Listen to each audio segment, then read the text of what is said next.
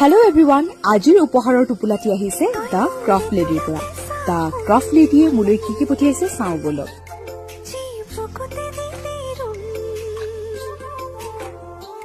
উপহাৰৰ টোপোলাটি খুলি একেবাৰে মনটো ভাল লাগি গৈছে। দেখিছেনে ইমান ধুনীয়া ধুনীয়া বস্তুকেইটা পঠাইছে। জিও আৰু মোৰ দুইজনীৰ কাৰণে পঠিয়াইছে। এতিয়া অকল দেখাই থাকিলে হ'ব জানো, পিন্ধিবলৈ মন গৈছে নহয়, পিন্ধি চাওঁ আৰু পিন্ধি আপোনালোকক দেখুৱাওঁ কেনেকুৱা লাগিছে। আপোনালোকে কিন্তু কমেণ্টত জনাব লাগিব।